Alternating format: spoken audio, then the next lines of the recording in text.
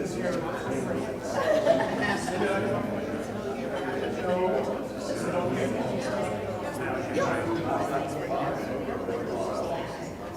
heard about your place out there. Off of 281.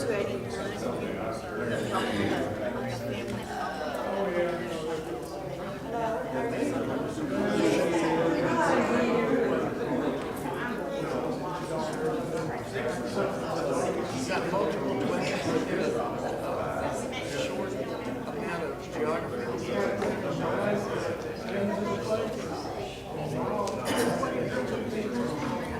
You live out the country.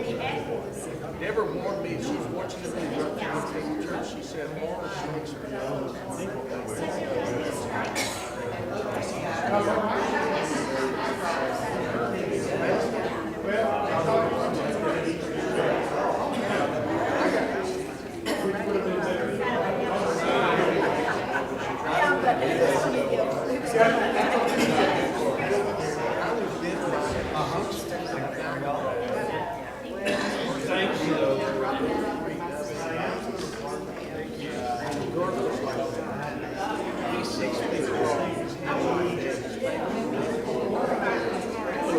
This is me right now. She's my gal.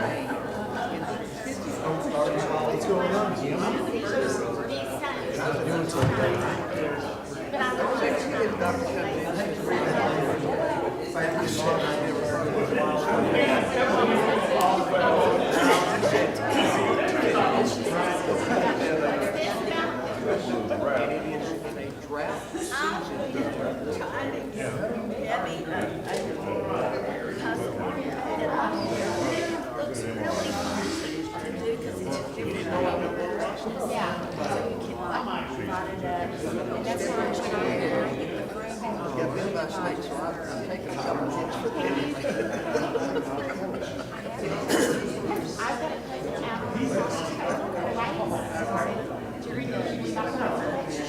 But we're all in this. That's all.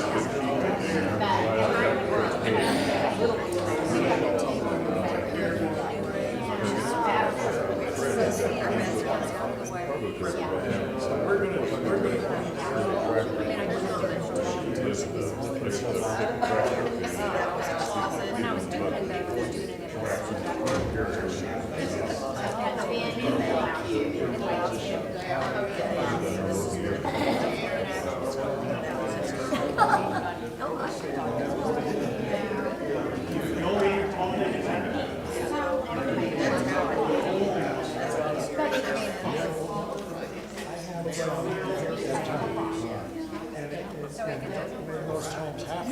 Saying to myself, I felt fine when I got up.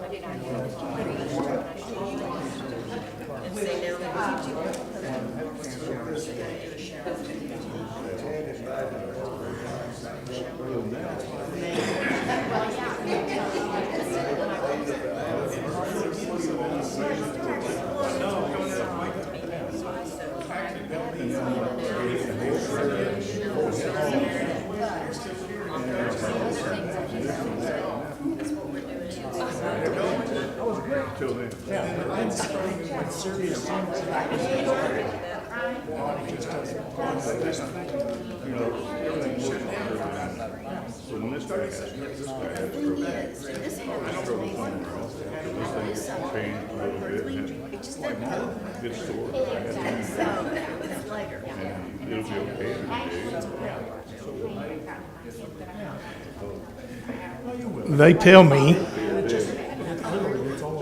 They tell me we're supposed to start at like 9:30, but that didn't happen. Yeah, I was trying to get you to sit down. Well, if you would look around, Your neck doesn't have one of them things on it. You can like look around and see what's going on. Well, she couldn't do that. She was doing the best she could, and she couldn't even get by you. I'm not picking or anything, but you know. Hey, Will, the other solution to that problem is having a little handheld mirror. Oh, I thought you said mirror. Never mind what I thought you said. I thought he said beer, and I was going, mirror. Yeah, not beer, mirror. Well, Pat evidently is not going to be here today, and I knew that Friday when he texted me, but I was already on my way to Dallas, and so this thing seems a little loud. Yeah, can you turn that down just a little bit, Mike? Hey, Mike, could you turn down the mic? Thank you. I'm the first one that ever come up with that, ain't I? Yeah. But anyway, I was on my way to Dallas for LTC, and I'm just going to tell you, it's not an environment up there that is easy to study in. So what we're going to have this morning is we're going to study together. We're going to study together. And I had a real hard time coming up with something to, I didn't want to start a book. I didn't want to start something that I just wanted to kind of a one-day deal. And so, if you will, get your Bibles and turn to Matthew. I think it's the 20th chapter. Matthew, the 20th chapter. We're going to talk a little bit about a parable, and we're going to talk a little bit about two parables. To talk about one just a little bit to set up the other one. There was a rich man in chapter 19 that came to Jesus, a rich young man, and he said, "Hey, what do I need to do to inherit eternal life?" And of course, Jesus, knowing the man's heart, he told him that, you need to keep the commandments. Well, do no murder, don't commit adultery, don't steal, don't bear false witness, honor your father and mother, and love thy neighbor as thyself. And the man, he said, I do that, so I'm good? And Jesus says, no, you're not good. He says, go sell what you have and give it away and come follow me, and then you'll have a chance for eternal life. What is important to me in that story is there's so many things that are in there, but what I'm trying to get at, when you get down to it, in verse 25 of chapter 19, it says, "And when his disciples heard it, they were exceedingly amazed and said, 'Who then can be saved?'" This guy had everything, and he did the commandments. He did what he was supposed to do. Ever since COVID, I've had dry mouth, and I cannot go very long without getting something to drink, so excuse me.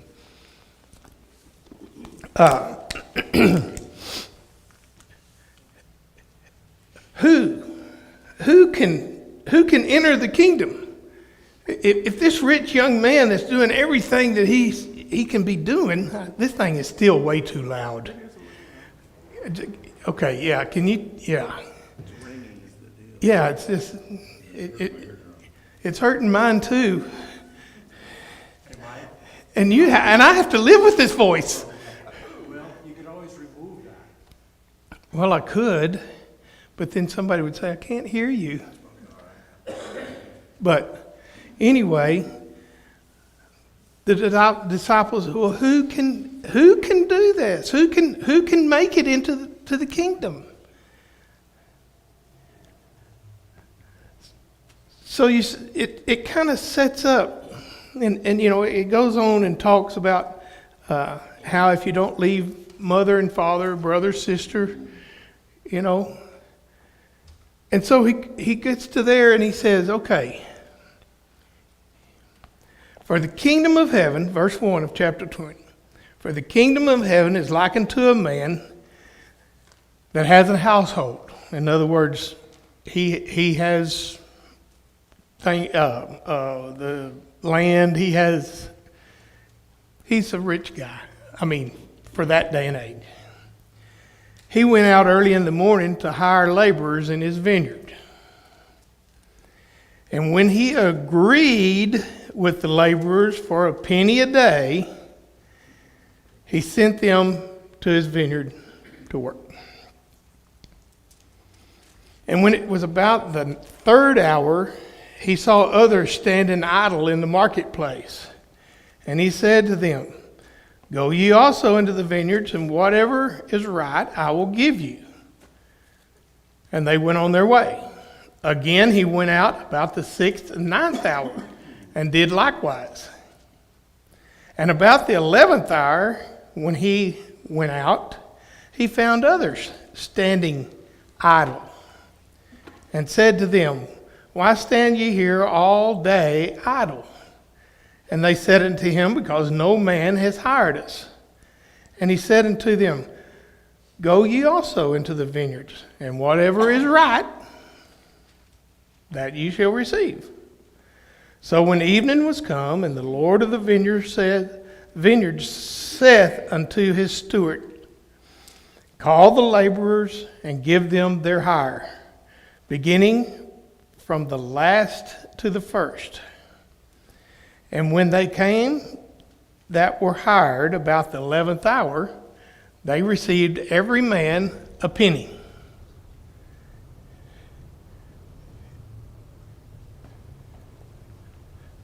Come on down, I got some rolls right here for everyone.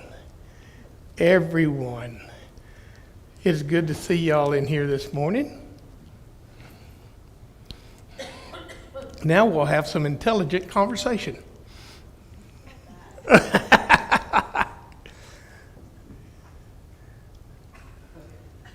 But when the first came, okay, every man received a penny. But when the first came, they supposed that they should have received more. And they likewise received every man a penny. And when they had received it, they murmured against the good man of the house, saying, These last have wrought but 1 hour, and they have made them equal to us who have borne the burden of the heat of the day. And he answered one of them and said, Friend, I do thee no wrong. Dost thou not agree with me for 1 penny? Take that thine is, and go thy way, and I will give unto the last even unto thee. Is it not lawful for me to do what I will with mine own? Is thine eye evil because I am good? So the last shall be first, and the first shall be last, for many are called and few are chosen. We're reading in Matthew the 20th chapter about the man who hired laborers for his field. He agreed to pay the one. Okay, there was an agreement with the first one. An agreement that if you come work in my field all day, I will give you a penny, which in that day was was a day's wage. I mean, it was a fair wage. Did he agree to anything else with the rest of them? He only agreed with the first ones. Everybody else, he said, I'll pay what is fair.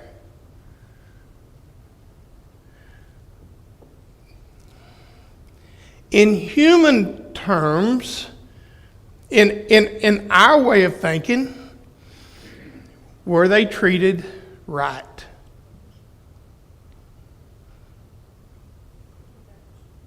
Hmm? Wait just a second, wait just a second, wait just a second. I said, repeat the question. Were the ones that got paid the same that only worked an hour, is it fair that the people that worked all day and this one got the same amount? As somebody who hires guys, fires guys, whatever, over the years, it's my choice. That's true. And they may have different skills. But the worker's gonna see it. Okay, so you need to remember, how do the workers feel about it? How do the workers feel about the ones that came in first? How do they feel about the ones that came in last getting the same amount of money? How does the workers feel? It's not fair, is it? It's not fair. Well, why do we think that way? Why do they think it's not fair? Because they did a whole lot more work. They did. But why ain't it fair? Because the others did a lot less work. That's right. So we have this little labor reward system in our mind. It's a labor reward system. If I do a lot, I should get a lot. If I do little, I should get little. Isn't that kind of our nature? I mean, don't we kind of look at things that way? I mean, if I get, the more I do, the more I'm going to get. Well, is that the way? We look at it that way because we're what? Capitalist. We're human. Because we're human. God doesn't look at it that way. Our human standards is what we try to put on God. If I've been working in the kingdom the longest, then I should have a better spot in heaven than the one that the door just closed on as he passed. I think you know, they were talking about go and sell what you got, and then it said, well, how can any man do that? But going back on over to the 25th chapter, when he had the sheep and the goats, God wasn't looking for you to do something great, something that just everybody sees. God sees the little thing, and everybody can do the little thing. And he said, you know, they asked him, when did we see you hungry? When did we see you needy, clothes? And he said, when you did it to the least of these, you did it to me. Right.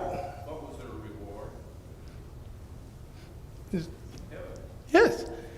And that's what I'm trying to get at. It's not what you have. It's not what you have. It's how you use what you have. Go ahead. When you have a bunch of guys working for you, and one of them comes up to you and says, I had this happen or whatever, my wife's sick or something like that, and he wants to borrow some money, I lend it to him not expecting to get it back. But he needed help. And that's a Christian attitude that God wants us to do also. But then another time, we all sat around, all three of these guys that worked for me then had worked for me for years. And some big company somewhere in the U.S. went on strike. He said, what would you do if we went on strike? And I said, well, I'd shake your hand, said, nice y'all working for me, I gotta go find some more workers. That's right.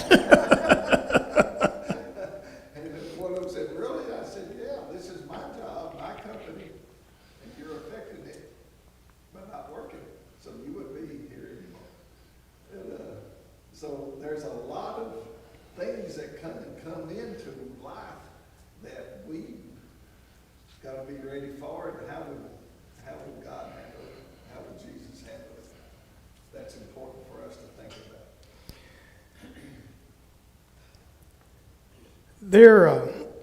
about.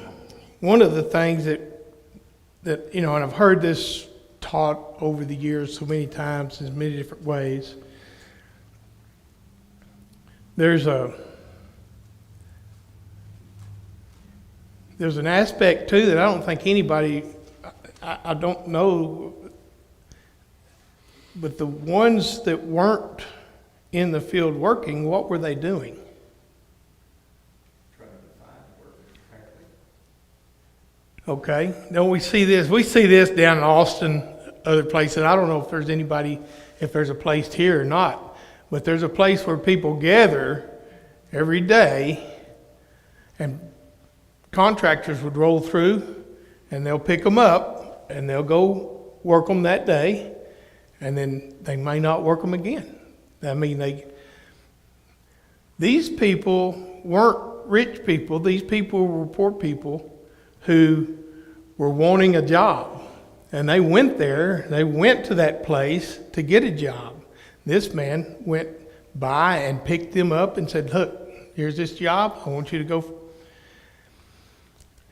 It wasn't people who didn't want to work. It was people that didn't have a job. So, as each hour went by, can you imagine the frustration in those workers not being able to get a job for that day to feed their family? You could have sent them home and sent a check next week or something, But they could have. But the frustration that it must be to have a desire to work and not have a way to fulfill that desire. So we think about, the guy that was there all day working, he had something he was working for because he knew he had a job, and if he did the job, then he was going to get his money, right?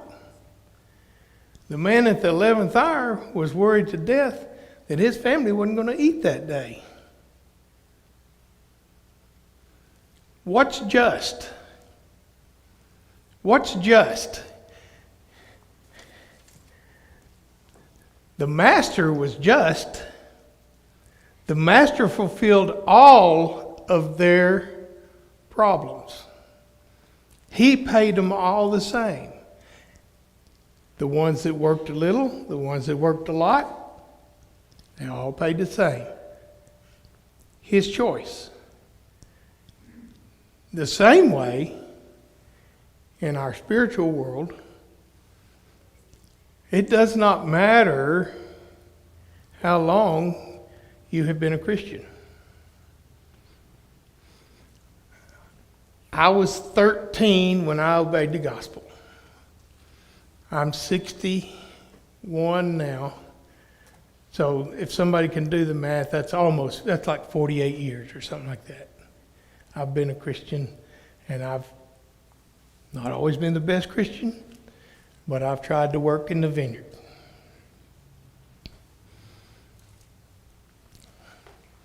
Jaden, she not maybe 3-4 years. If something happened to me and Jaden today, should I get more than Jaden? No, and if you're Because if you're a real Christian, you aren't going to have a resentment about that. that is correct. That is absolutely correct. Because we each do what we're supposed to do. And if we agree to do something, if I agree to work for a guy for $10 an hour, and I work for him for 20 years at $10 an hour, I have agreed to do that. If he comes in after the first year and he hires the next guy at 11, and the next guy at 12, and the next guy at 13, the next guy at 14, the next guy at 15, do I really have a gripe? But will I gripe?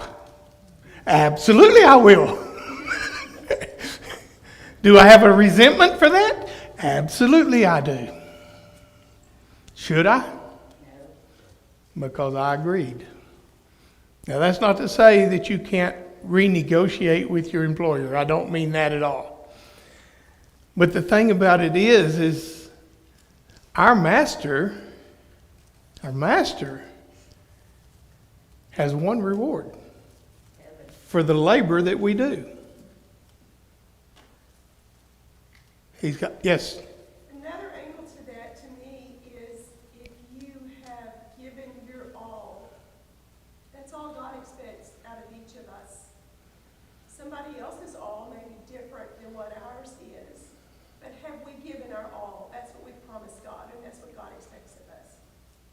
So what did the first laborers actually do to the ones that were hired first do to the ones that were hired last? What really did they do? Well, but didn't they judge them? Didn't they judge them and say, hey, you didn't do like we did. We're better. They actually kind of put it and looked at them and said, hey, you don't deserve what you're getting because I. But the negotiated price was one thing. So that's how our price, our reward is the same. Doesn't matter. Doesn't matter whether you've been a Christian a long time, whether you've been a Christian a short amount of time. That doesn't matter. But Daddy taught us 3 boys, 3 brothers, when the paperwork's done, get your nail apron on and get to work with your hands. Now that helps so much.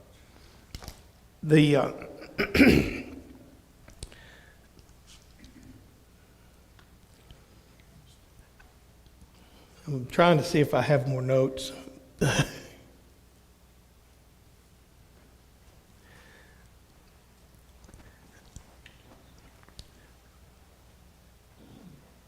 Has anybody been put in this position before? Yes. Were you on the deep end or the short end? I was on the short end. So you got more than the others? I got the same.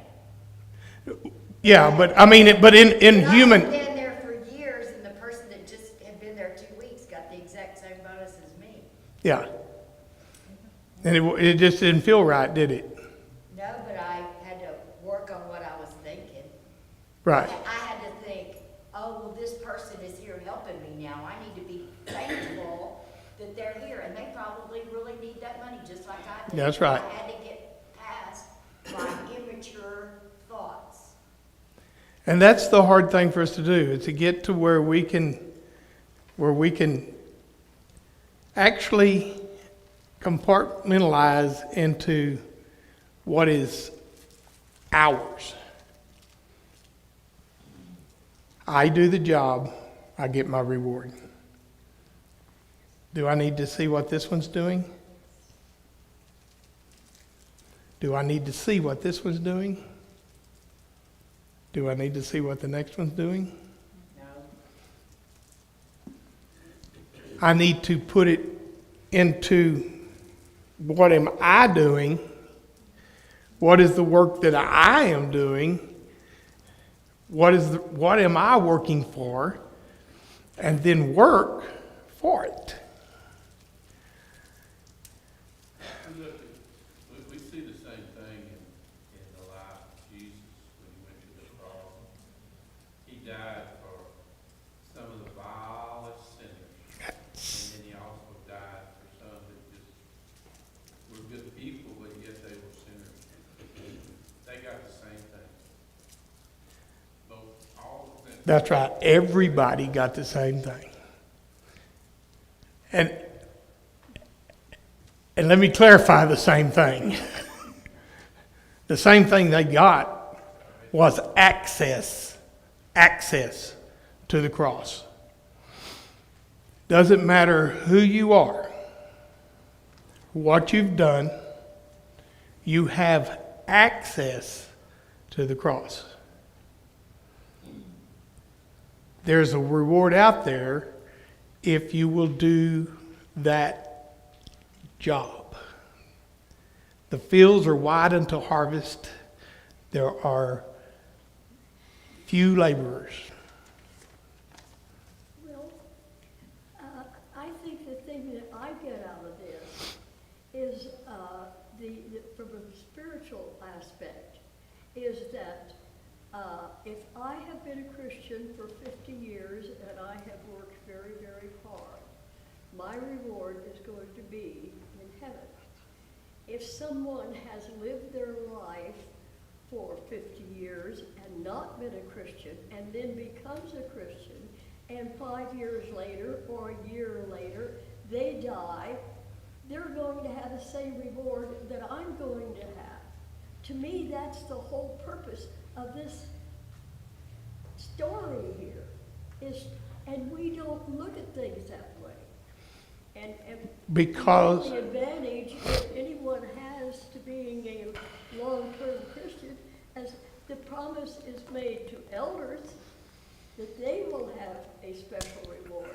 But for other than that, there are no promises made to anyone other than if you are obedient to the gospel and die immediately, you're still the same equal as someone who has been a Christian for 50 years.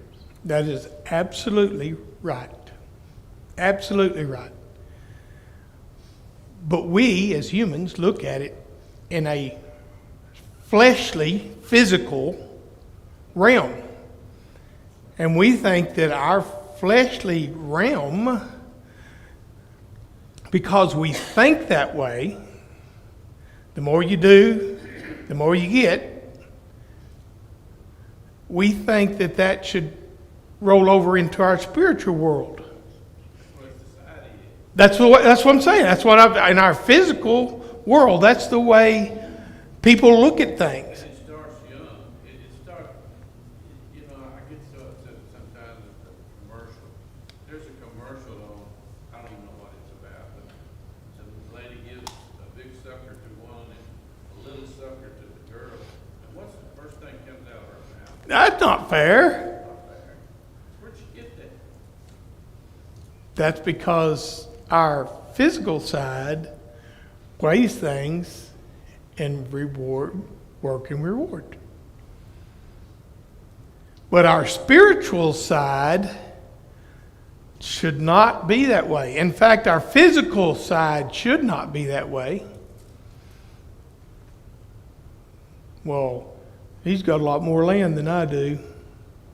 Well, so? Well, they've got a bigger camper than I do. So? I don't even have a camper. You're smart.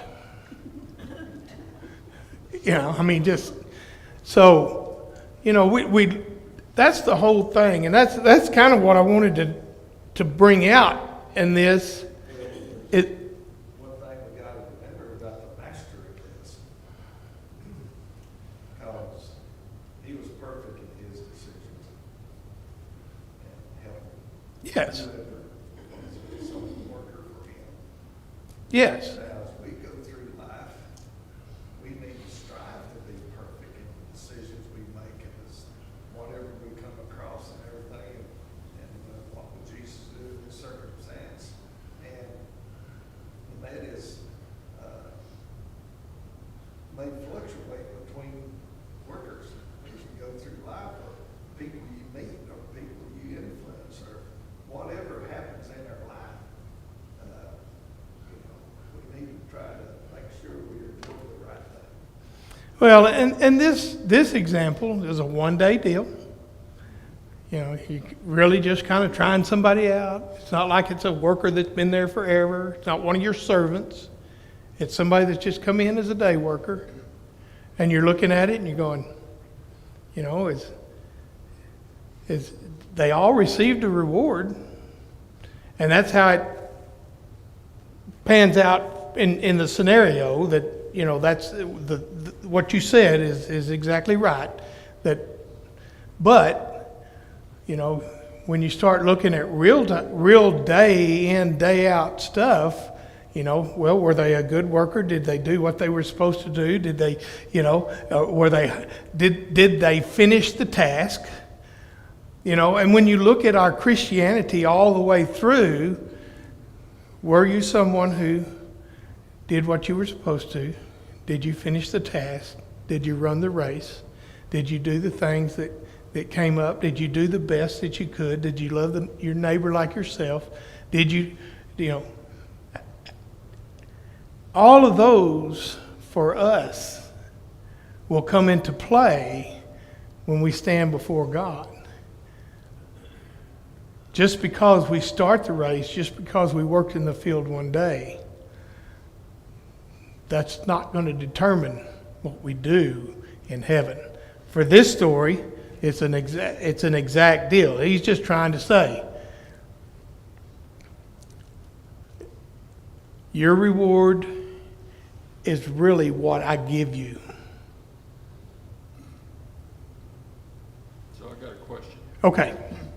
So this is a parable, and a parable is to teach us some aspect, okay? And it did a good job of teaching that aspect. But if I turn this around, and let's just say in the modern world today, and I'm a master or I have labor working for me, would I be right to display what one received versus another one receives? You mean like Difference in pay. and have everybody see it? Yeah. That would be up to you. Well, I look at it this way. It creates that animosity that we've been talking about, okay? Am I right in doing something that creates animosity? I'm turning the story around a little bit, okay? But I'm trying to bring it into a human, everyday thing. I feel like you're wrong if you create animosity, okay? Because we know, and as Christians, we should be learning, and this is part of growing as a Christian, okay? We should understand the human nature of people, okay? And we shouldn't do things that create this animosity. I'm not putting down the story. Great parable. It taught what it needed to teach. But I think there's another side of it for us, okay? In that we need to be careful and not provoke people to have animosity or to sin, okay? I can see that. I can see where you're coming from, and it still goes back to, should you post it? Well, would I? No, I wouldn't. I think what I make is my business, and what you make is your business, and it's none of my business what you make. I don't see that coming out in this parable. No, I didn't. I'm not but saying it did. okay, because that is a whole new can of worms. Yes, it is. Should we create animosity? No. But did he? Yes, he did. Because he was making a point in the story. And here's the other side to that. You can't tell me that you have ever had more than 3 people working together that they didn't all know what each one was making. Oh, I can. I work for major companies. In fact, that's the biggest no-no you can do as a manager is to reveal what someone Oh, makes. I wouldn't, not the manager, Yeah. I'm telling you, the workers know what they're making. No, that's That- not in my world. It wasn't. Well, in my world, they were. I can guarantee you they were. In my world, it wasn't that way. But my next point is this, okay? We as managers, okay, we have a responsibility, all right? One, not to create animosity, I believe, okay? But I believe we also have a responsibility to treat each one fairly, okay? All right, and that in turn, there's different things that come up with each employee, okay? And I've seen this all through life. One employee has a bad health situation in the family, he needs some money. So you give him money. But for me, that's not to be revealed to the other employees that you helped him out with money, okay? To me, that's showing a weakness in yourself and that you want to receive glory for doing that. all right? So my point is, I may loan somebody, one of my employees money, but that's not for me to tell everybody else, okay? You see, I'm going back to the heart here, okay? You gotta go back to the heart. Oh, I agree. Why did I loan him the money? Because he needed it, okay?